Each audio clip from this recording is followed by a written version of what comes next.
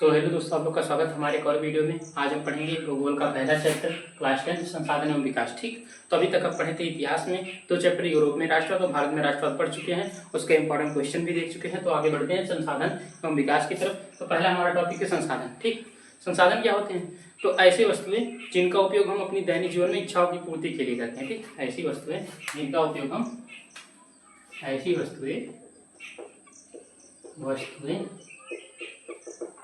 जिनका उपयोग हम अपने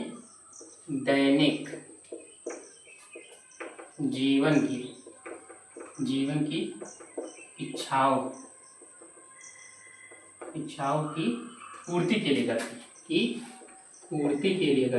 पूर्ति के लिए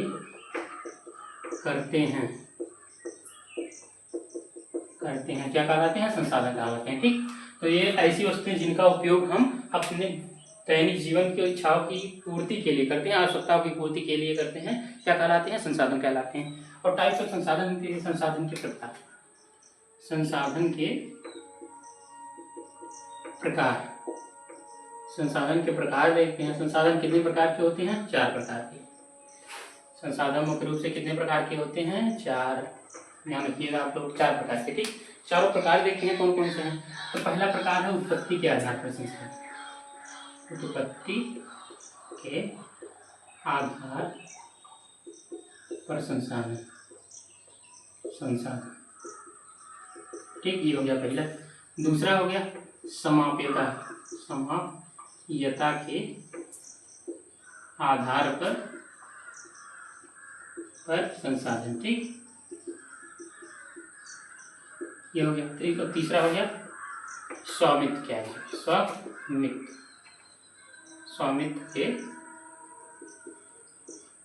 के आधार पर संसाधन। ठीक, ये हो गया संसाधन। ठीक, अगला है विकास के आधार पर संसाधन। 4 प्रकार के हो गए भैया, देखिएगा ध्यान से। 4 प्रकार के संसाधन हो गए। ठीक, तो हम 4 प्रकार के संसाधन को देख चुके हैं। संसाधन कितने प्रकार के होते हैं? 4। कौन कौन से? उत्पत्ति के आधार पर, समाप्यता के आधार पर, स्वामित्व के आधार पर और विकास के आधार पर। 4 प्रकार के संसाधन हो गए। अब हम देखते हैं कि अगर देखा जाए संसाधन के प्रकार हो गए, क्या इनके भी प्रकार होते हैं? तो हाँ, इनके भी प्रकार होते हैं। ठीक, हम ध्यान रखें, पहले संसाधन पढ़े, उसके बाद संसाधन के प्रकार, तब संसाधन के प्रकारों के प्रकार पढ़ेंगे। तो पहले हम देखते हैं किसको? उत्पत्ति के आधार पर संसाधन।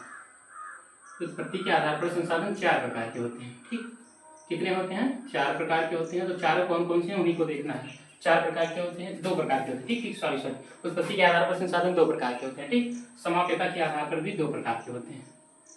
समाप्यता के आधार पर संसाधन होते हैं 2 प्रकार के। उत्पत्ति के आधार पर भी कितने होते हैं? 2 प्रकार के। ठीक, उसके बाद हम देखते हैं स्वामित्व के आधार पर संसाधन होते हैं 4 प्रकार के। स्वामित्व के आधार पर संसाधन कितने होते हैं? 4 प्रकार के। उसके बाद विकास के आधार पर भी होते हैं 4 प्रकार के। विकास के आधार पर संसाधन कितने होते हैं? 4 प्रकार के। ठीक, तो पहले देखते हैं उत्पत्ति के आधार पर जो 2 प्रकार के संसाधन होते हैं कौन कौन से हैं। तो पहला हमारा इसमें है जैव संसाधन।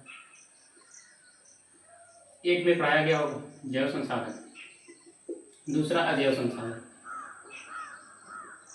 जैव संसाधन, दूसरा अजैव संसाधन। ठीक, अब हम देखते हैं जैव संसाधन और अजैव संसाधन होते क्या हैं। जैसे हम देख लिए कि संसाधन के उत्पत्ति के आधार पर संसाधन कितने प्रकार के होते हैं? 2 प्रकार के। तो जैव संसाधन और अजैव संसाधन क्या होते हैं? जैव संसाधन ऐसे संसाधन जो हमें जीवित वस्तु से प्राप्त होते हैं। किससे? जीवित वस्तुओं से। ठीक, तो उन्हें हम कहते हैं जैव संसाधन।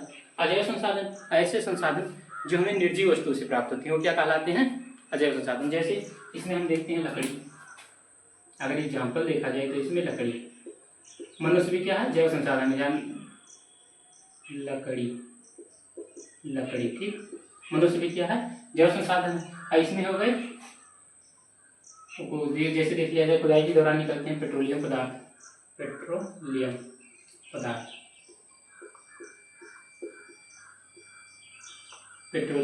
ठीक, पेट्रोलियम पदार्थ हो गए। अब हम आगे बढ़ते हैं समाप्यता के आधार पर संसाधन। किसके आधार पर संसाधन? समाप्यता के आधार पर संसाधन। तो समाप्यता के आधार पर संसाधन 2 प्रकार के होते हैं। कितने? 2 प्रकार के।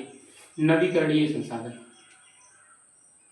नवीकरणीय संसाधन, नवीकरणीय संसाधन और अनवीकरणीय संसाधन, अनवीकरणीय संसाधन दो प्रकार के होते हैं। देखो, पहला हो गया नवीकरणीय संसाधन, दूसरा हो गया अनवीकरणीय संसाधन। तो नवीकरणीय संसाधन क्या होते हैं, ठीक, हम देखते हैं पहले। तो नवीकरणीय जो संसाधन होता है हमारा, वो होता है ऐसे संसाधन जिनका उपयोग हम दोबारा कर पाए, ठीक, रिसाइकिल करके दोबारा उपयोग कर पाए, वो क्या होते हैं, नवीकरणीय संसाधन। तो नवीकरणीय संसाधन क्या है, ऐसे संसाधन जिनका उपयोग हम दोबारा कर पाए वही क्या होते हैं, नवीकरणीय संसाधन। जैसे जल, सबसे अच्छा एग्जाम्पल आप लोग का है जैसे जल, एग्जाम्पल हो गया जल, ठीक। इसका उपयोग हम क्या करते हैं, दोबारा नहीं कर पाते। देखो, फिल्टर करके पानी को दोबारा पिया जाता है, तो दोबारा फिल्टर करके पी रहे हैं ना, तो दोबारा उपयोग कर नहीं रहे हैं। तो ध्यान रखिएगा, नवीकरणीय ऐसे संसाधन होते हैं जिनका उपयोग क्या होता है कि दोबारा किया जा सके, वो नवीकरणीय संसाधन होते हैं। अनवीकरणीय संसाधन क्या होते हैं, अनवीकरणीय जो संसाधन होते हैं उनका उपयोग हम दोबारा नहीं कर सकते हैं। जैसे अनवीकरणीय संसाधन क्या हो गए, ऐसे संसाधन जिनका उपयोग दोबारा ना किया जा सके, वो क्या होते हैं, अनवीकरणीय संसाधन। देखो, तो इसमें एग्जांपल में पेट्रोलियम पदार्थ, पेट्रोलियम पदार्थ, ठीक, ध्यान रखिएगा। तो इनका उपयोग हम दोबारा नहीं कर पाते। जैसे आप लोग बाइक चलाते होंगे, वाहन चलाते होंगे, तो उसमें देखते हैं पेट्रोल डीजल लगता है, लेकिन उसको चलाने के बाद फिर से उसी को भर लेते हैं वापस, ऐसा कुछ उसमें सिस्टम नहीं है ना। हम जानते हैं क्या हो गया कि ये पेट्रोलियम पदार्थ है, इसका उपयोग दोबारा उपयोग हम नहीं कर पा सकते हैं, लेकिन जल का उपयोग हम दोबारा कर सकते हैं, ठीक। अगर उसका रिसाइकिल कर दे, गंदा हो जाए तो फिल्टर करके इसको पी सकते हैं दोबारा, ठीक। तो ध्यान रखिएगा, समापितता के आधार पर संसाधन कितने होते हैं, दो प्रकार के होते हैं। कौन कौन से, नवीकरणीय संसाधन और अनवीकरणीय संसाधन। नवीकरणीय संसाधन क्या होते हैं, ऐसे संसाधन जिनका उपयोग हम दोबारा कर ले जाए वही क्या, नवीकरणीय संसाधन। अनवीकरणीय संसाधन क्या है, ऐसे संसाधन जिनका उपयोग हम दोबारा न कर पाए वही क्या है, अनवीकरणीय संसाधन। तो हम आगे बढ़ते हैं कहाँ पर, स्वामित्व के आधार पर संसाधन। कहाँ बढ़ते हैं, स्वामित्व के आधार पर, ठीक। तो स्वामित्व के आधार पर संसाधन कितने प्रकार के होते हैं, चलिए देखते हैं। तो स्वामित्व के आधार पर संसाधन होते हैं चार प्रकार के। कितने बताए गए हैं, चार प्रकार के। पहला होता है व्यक्तिगत संसाधन। क्या होता है, व्यक्तिगत संसाधन, व्यक्तिगत संसाधन, ठीक, व्यक्तिगत संसाधन। दूसरा होता है सामुदायिक संसाधन, सामुदायिक संसाधन। तो तीसरा क्या होता है, राष्ट्रीय संसाधन, राष्ट्रीय संसाधन। अंतरराष्ट्रीय संसाधन, अंतरराष्ट्रीय संसाधन चलता हो गया, ठीक। तो हमें देखने को मिला ये जो स्वामित्व के आधार पर संसाधन कितने प्रकार के हैं, चार प्रकार के। स्वामित्व के आधार पर संसाधन कितने प्रकार के हैं, चार, ठीक। कौन कौन से हैं भैया, देखते हैं उसको। तो चार प्रकार के जो संसाधन है, व्यक्तिगत संसाधन, सामुदायिक संसाधन, राष्ट्रीय संसाधन, अंतरराष्ट्रीय संसाधन। तो हमारा जो व्यक्तिगत संसाधन है वो क्या होता है, अगर तुमसे कोई पूछ ले व्यक्तिगत संसाधन क्या होता है तो बताओ। तो ऐसे संसाधन जिस पर किसी एक विशेष व्यक्ति का अधिकार होता है उसे हम कहते हैं व्यक्तिगत संसाधन। जैसे किसी की निजी संपत्ति या मकान, ठीक। एग्जाम्पल में मकान हो गया, किसी का मकान है तो उसको जाओगे जो हमारा है दे देगा, तुमको नहीं देगा ना। तो ध्यान रखना, वो निजी संपत्ति है एक व्यक्ति का, तो इसी को निजी संपत्ति भी कहा जाता है। तो व्यक्तिगत संसाधन क्या होते हैं, ऐसे संसाधन जिस पर किसी एक विशेष व्यक्ति का अधिकार होता है वो क्या कहलाता है, व्यक्तिगत संसाधन कहलाता है। जिस पर किसी एक व्यक्ति विशेष का अधिकार होता है क्या कहलाता है, व्यक्तिगत संसाधन, ठीक। दूसरा हमारा है क्या, सामुदायिक संसाधन। सामुदायिक संसाधन क्या होता है, तो ऐसे संसाधन जिस पर किसी एक विशेष व्यक्ति का अधिकार न होकर किसी एक समूह का अधिकार होता है, ठीक। किसी एक समूह का अधिकार होता है वो क्या होता है, सामुदायिक संसाधन। जैसे सड़क, देखो जैसे सड़क, ये हो गया, इस पर किसी एक लोग का अधिकार नहीं है, ठीक। जैसे सामुदायिक संसाधन में गवर्नमेंट के द्वारा जितनी चीजें बनाई जाती हैं केवल एक लोग के लिए नहीं बनाई जाती हैं, वो सबको सुविधाओं को ध्यान में रखकर बनाया जाता है, सबके लिए बनाया जाता है, ध्यान रखिएगा। तो सबके लिए बनाया जा रहा है, तो इससे हमें पता चल गया कि सामुदायिक संसाधन क्या है, जो किसी एक समूह का अधिकार होता है, मतलब एक व्यक्ति का अधिकार नहीं रहेगा, ठीक। किसी का निजी संपत्ति नहीं होगा, ठीक। तो आगे बढ़ते हैं, देखते हैं राष्ट्रीय संसाधन। क्या देखते हैं, राष्ट्रीय संसाधन। तो अगर तुम लोग से कोई पूछ ले कि राष्ट्रीय संसाधन क्या होते हैं, ठीक, अगर पूछा जाए राष्ट्रीय संसाधन क्या होते हैं तो क्या बताओगे। तो राष्ट्रीय संसाधन, ध्यान से सुना, राष्ट्रीय संसाधन ऐसे संसाधन जिस पर किसी एक विशेष राष्ट्र का अधिकार होता है या किसी एक देश का अधिकार होता है, क्या कहलाता है, राष्ट्रीय संसाधन। जिस पर किसी एक देश का अधिकार होता है क्या कहलाता है, राष्ट्रीय संसाधन, ठीक। राष्ट्रीय संसाधन क्या है, ऐसा संसाधन जिस पर किसी एक देश का अधिकार होता है। जैसे हमारे देश के अंतर्गत जितने हैं सब क्या हो गए राष्ट्रीय संसाधन। जैसे सड़क, ये सब क्या है, राष्ट्रीय संसाधन। रेल, ठीक, ये सब क्या है, राष्ट्रीय संसाधन। किसी एक देश के विशेष देश विशेष के अंतर्गत आने वाले संसाधन क्या कहलाते हैं, राष्ट्रीय संसाधन, ठीक। आगे हम बढ़ते हैं, अंतर्राष्ट्रीय संसाधन। क्या है? अंतर्राष्ट्रीय संसाधन। तो अगर तुमसे कोई पूछ ले गलती से कि अंतर्राष्ट्रीय संसाधन क्या है भैया बता दो हमको, तो क्या बताओगे?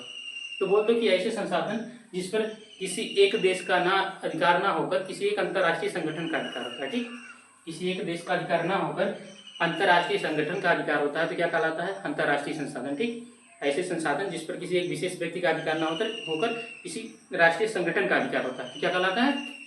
अंतर्राष्ट्रीय संसाधन। क्या कहलाता है? अंतर्राष्ट्रीय संसाधन।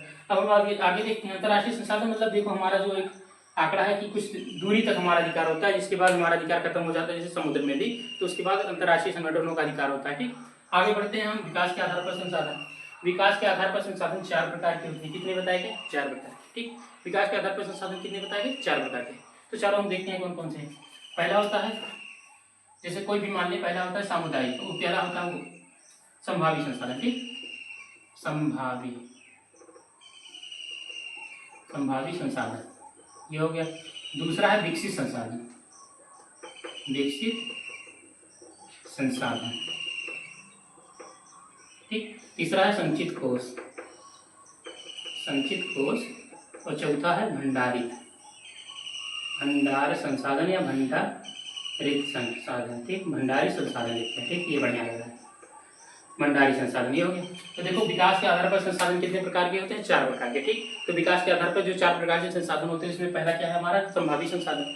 तो संभावी संसाधन नाम से क्लियर, संभावना जिसका हो, ऐसे संसाधन जिसका भविष्य में उपयोग किए जाने की संभावना, अभी उपयोग नहीं किया जा रहा है, भविष्य में कभी उपयोग किए जाने की संभावना क्या होते हैं? संभावी संसाधन।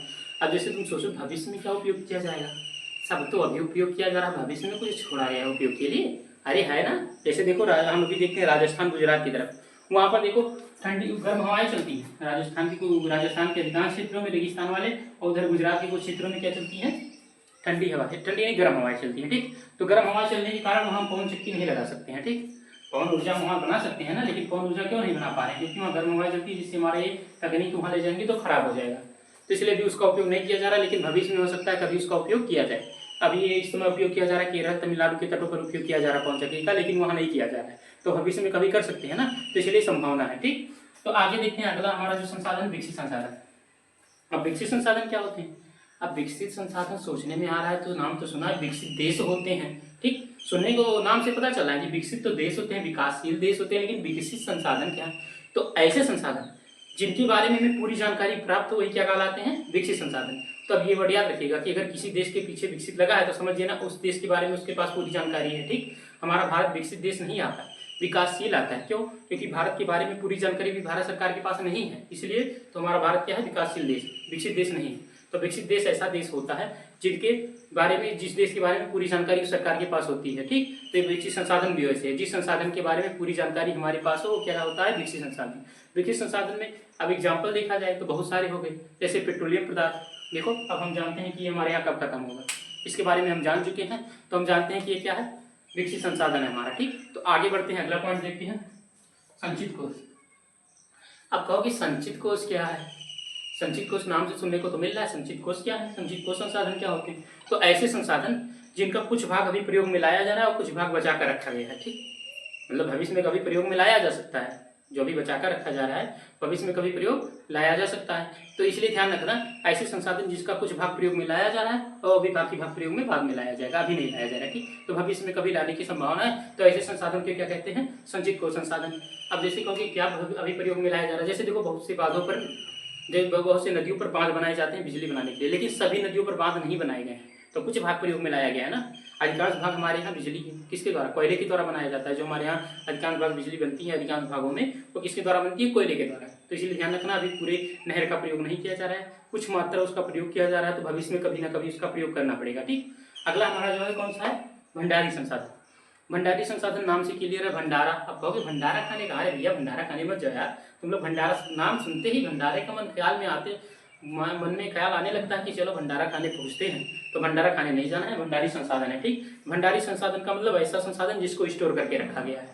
क्या करके? स्टोर करके। अब हम जानते हैं हमारे यहाँ जल अधिक है, लेकिन पीने वाला जल कम है, ध्यान रखना। समुद्र का जल तो बहुत है, उसको स्टोर किया जा रहा है। स्टोर क्यों किया जा रहा है? क्योंकि जानते हो भविष्य में हो सकता है जल से भी वाहन चलाए जाएं। ठीक, तो भविष्य में हो सकता है वो जल से वाहन चलाए जाएं, जल से वाहन चलाने की तकनीकों को विकसित करने के लिए भी जल हमारा भंडारी, तो उसको बचाया भी जा रहा है। ठीक, तो हमारे कितने संसाधन हो गए?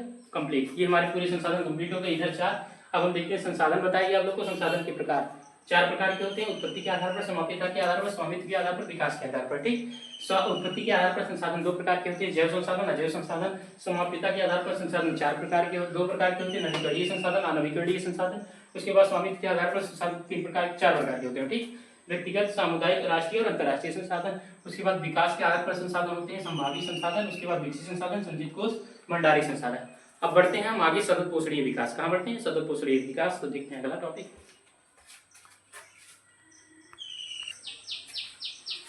तो पढ़ते हैं हम आगे। अब देखते हैं अगला टॉपिक। अगर आप लोग स्क्रीनशॉट लेना चाहें तो ले सकते हैं, फिर हम आगे बढ़ते हैं। ठीक, लिए ध्यान रखिएगा, अगर पीडीएफ नोट चाहिए तो मैसेज करिए व्हाट्सएप नंबर पे, नीचे दिया जाएगा व्हाट्सएप नंबर, उस पर मैसेज कर सकते हैं, वो आपको पीडीएफ मिल जाएगा पूरा नोट्स। ठीक, आगे बढ़ते हैं।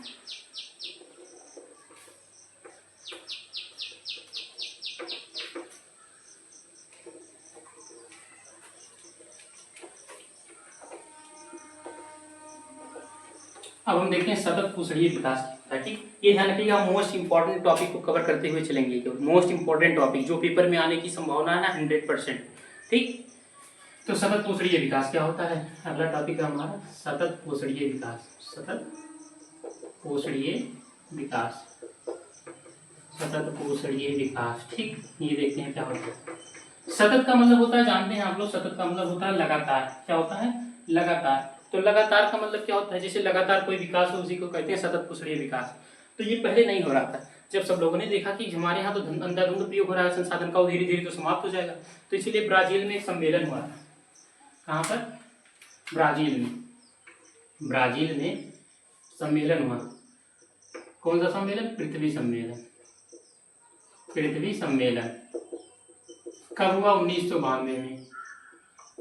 ध्यान से देखना भैया, ब्राजील में पृथ्वी सम्मेलन हुआ कब हुआ? 1992 में। तो 1992 में पृथ्वी सम्मेलन हुआ, जो कहाँ पर हुआ था? किस स्थान पर? स्थान जो है रियो डे जनेरो।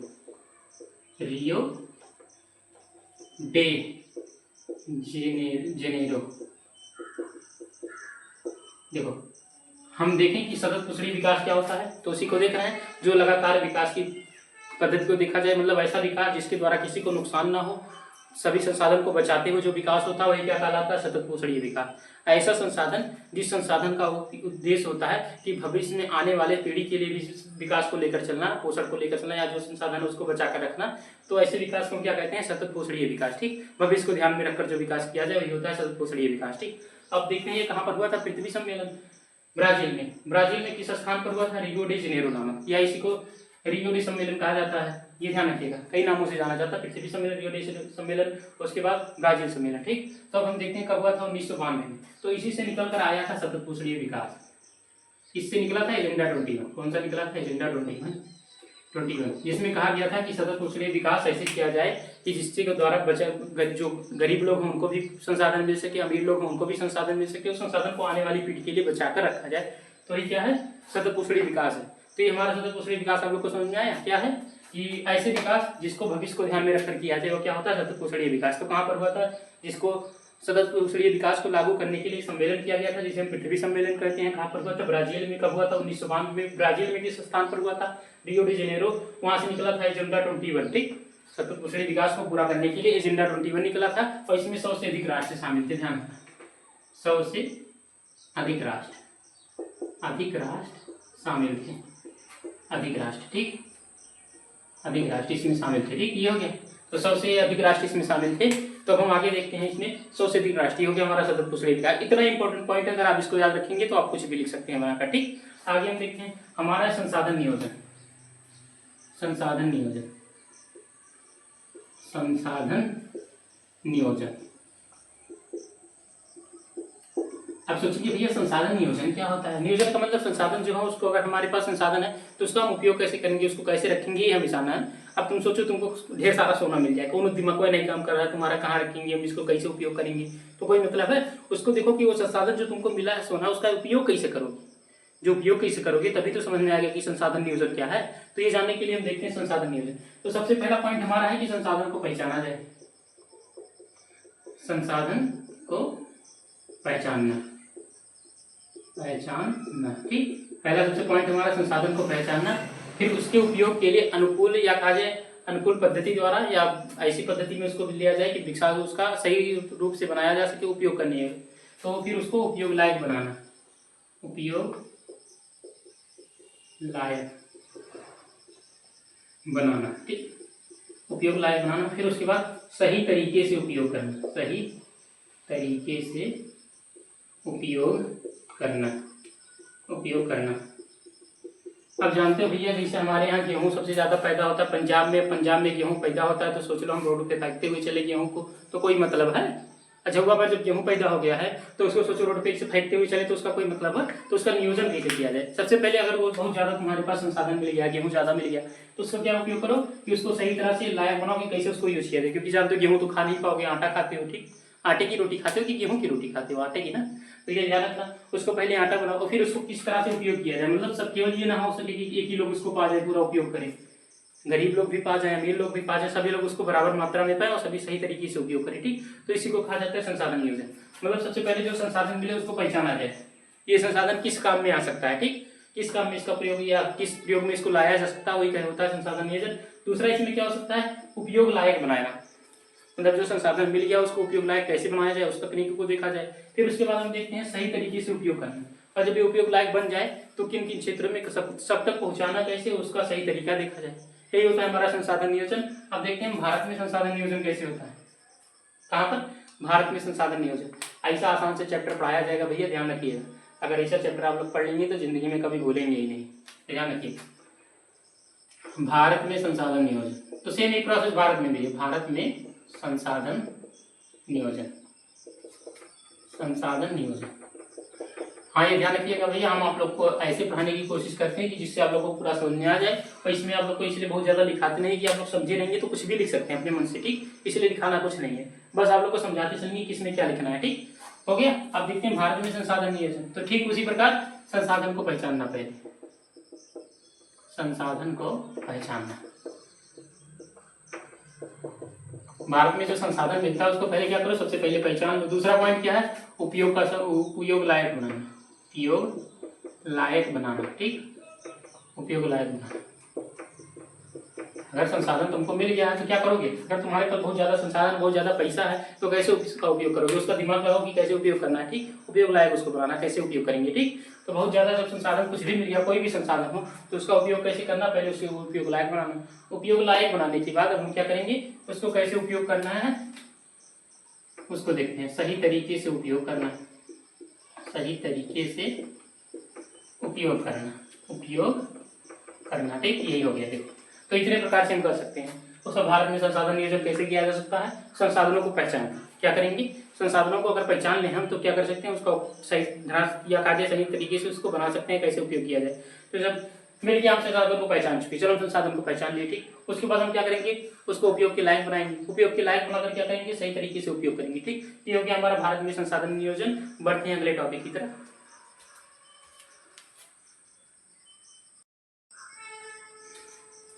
तो अगला टॉपिक देखते हैं संसाधनों का संरक्षण, ठीक, संसाधनों का संरक्षण देखते हैं। संसाधनों का संरक्षण क्या होता है, आइए देखते हैं हम संसाधनों का संरक्षण, ठीक।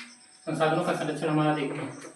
संरक्षण का मतलब बचाव, क्या होता है बचाव। तो आप लोग जैसे जानते हो संसाधनों का अंधाधुंध उपयोग कर रहे हो तो कैसे बचाते हो। अब जैसे एग्जाम्पल के लिए लिया जाए, तुम लोग बहुत ज्यादा पैसा खर्च करते हो, ठीक, घर से मिला नहीं कि कितना, देखो घर से मिला 5,000 रुपया, 5,000 तो नहीं मिलेगा, इतना बहुत ज्यादा हो जाएगा, 1,000 मिला, चलो कितना मिला 1,000। अब जाओ बर्गर खा लो, ठीक, बर्गर खा लो, पिज्जा खा लो, ये सब खा लो, समोसे खा लो, क्या खा लो, समोसे, अब ये सब खा लो, फालतू उड़ा दो, कोई बचे ही ना, आप खत्म हो गए। लेकिन अगर इसी को सेविंग करते चलो, 500 सेविंग करो, चलो 500 तुम खर्च करो, 500 सेविंग करते चलो, ये होता है हमारा संरक्षण, बचाना, ठीक, वही है बचाना। आगे बढ़ते हैं, देखते हैं इसमें। तो संरक्षण, संसाधनों का संरक्षण कैसे करेंगे। हम जानते हैं हमारे यहाँ जनसंख्या बहुत तेजी से बढ़ी है। आंकड़ा लिया जाए 2011 का, देखो 2011 में जनसंख्या था हमारा 130 करोड़, लेकिन अब जो अनुमान लगाया जा रहा है वो है 130 करोड़ के पार, ठीक। तो इसकी हम देख रहे हैं हमारा जनसंख्या बहुत तेजी से बढ़ा है, तो संसाधन की मांग भी बढ़ी है। मतलब संसाधनों का एक सीमित मात्रा में प्रयोग करना, संसाधनों का सीमित मात्रा में प्रयोग करना। अब एग्जाम्पल के लिए भैया जैसे लिया जाए जल, क्या लिया जाए? जल। अब तुम लोग को जल 1 गिलास पानी की आवश्यकता है। अब सोचिए 1 बाल्टी पानी लेकर हाथ पैर मुंह सब फालतू में धुलते चले, कोई मतलब है? तो हम क्या करेंगे, अगर हमें 1 गिलास पानी की आवश्यकता है तो हम 1 गिलास पानी ही लेंगे। ठीक, वही होता है संसाधनों का संरक्षण। उसके बाद संसाधनों का सीमित मात्रा में उपयोग और हो सके तो कम से कम उपयोग। ठीक, ये हो गया। हम जानते हैं इसी में गांधी जी ने एक वो घाटा वाक्य कहा है। गांधी जी ने एक वाक्य कहा है कि हमारे पास लोगों की आवश्यकताओं की पूर्ति के लिए बहुत कुछ है। क्या है? हमारे पास लोगों की आवश्यकताओं की पूर्ति के लिए, हमारे पास लोगों की आवश्यकताओं की पूर्ति के लिए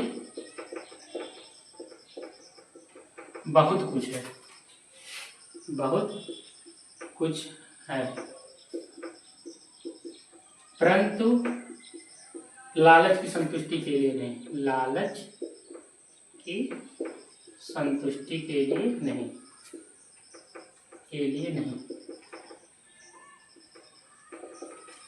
तो जैसे देखो गांधी जी ने क्या कहा, हमारे पास लोगों की आवश्यकताओं की पूर्ति के लिए बहुत कुछ है, लेकिन परंतु लालच की संतुष्टि के लिए नहीं। अर्थात पेट भरने के लिए हमारे पास पर्याप्त है, लेकिन पेटी भरने के लिए नहीं। ये ध्यान रखना, ये गांधी जी के द्वारा कहा गया है। क्या कहा गया?